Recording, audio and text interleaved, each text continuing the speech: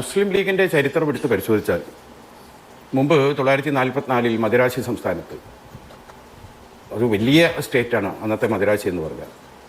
അന്നത്തെ മദിരാശി സ്റ്റേറ്റിൻ്റെ പ്രതിപക്ഷ നേതാവ് മുസ്ലിം ലീഗിൻ്റെ സ്ഥാപകനായിരുന്ന കായിദ മില്ലത്ത് മുഹമ്മദ് ഇസ്മായിൽ സാഹിബായിരുന്നു. അന്നത്തെ പ്രതിപക്ഷ നേതാവിന് ക്യാബിനറ്റ് റാങ്ക് ഉണ്ടായിരുന്നു. മുസ്ലിം ലീഗിൻ്റെ MLA-മാരുടെ നമ്പറിൻ്റെ അടിസ്ഥാനത്തിൽ കിട്ടിയതല്ല. ഇസ്മായിൽ സാഹിബ് എന്ന എല്ലാവർക്കും വലിയ അതീവ ബഹുമാനമുള്ള ഒരു വ്യക്തിയെ നേതാവാക്കുക എന്ന് അന്ന് എല്ലാവരും തീരുമാനിച്ചു. അതുപോലെ തന്നെ CH മുഹമ്മദ് കോയ സാഹിബിൻ്റെ കാലഘട്ടം മുസ്ലിം ലീഗിന് MLA-മാരുടെ എണ്ണം കൊണ്ട് കിട്ടിയ പദവിയല്ല.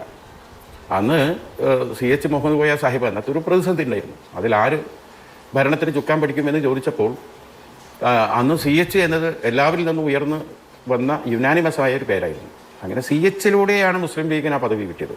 ഇസ്മായിൽ സാഹിബിലൂടെയാണ് പ്രതിപക്ഷ നേതാവിൻ്റെ പദവി കിട്ടി. അതുപോലെ തന്നെ ഇ അഹമ്മദ് സാഹിബ് 10 കൊല്ലക്കാലം ഇന്ത്യയിലെ ഏറ്റവും പ്രധാനപ്പെട്ട വിദേശകാര്യ മന്ത്രാലയം, അതുപോലെ തന്നെ മാനവശേഷി മന്ത്രാലയം, ഇന്ത്യൻ റെയിൽവേ തുടങ്ങിയ വകുപ്പുകൾ 10 കൊല്ലം കൈകാര്യം ചെയ്യാനുള്ള അവസരം കിട്ടി. അത് ഇ അഹമ്മദ് എന്ന അദ്ദേഹത്തിൻ്റെ ഒരു വ്യക്തിത്വവും അതിലുണ്ട്. ഇത് വെച്ച് നോക്കുമ്പോൾ കേരളത്തിലെ UDF-നെ നയിച്ച നേതാക്കൾ എടുത്തു നോക്കുക. 90-കൾക്ക് ശേഷം അന്ന് വന്ന നേതാക്കളിലെല്ലാം എടുത്തു നോക്കിയാൽ ആ സരണിയിൽ ഇന്ന് ഏറ്റവും സീനിയറായ വ്യക്തി PK കുഞ്ഞാലിക്കുട്ടി സാഹിബാണ്. നമുക്കറിയാലോ 2011 കേവലം 1-2 അംഗങ്ങളുടെ മാത്രം പിന്തുണയുള്ള ആ ഉമ്മൻചാണ്ടി ഗവൺമെൻറ്, ആ ഗവൺമെൻറ്റിന് 5 കൊല്ലം കൊണ്ടുപോയതിൽ ഏറ്റവും പ്രധാന പങ്ക് വഹിച്ച നേതാവ് PK കുഞ്ഞാലിക്കുട്ടിയാണെന്ന് ആരാണ് സമ്മതിക്കാത്തത്?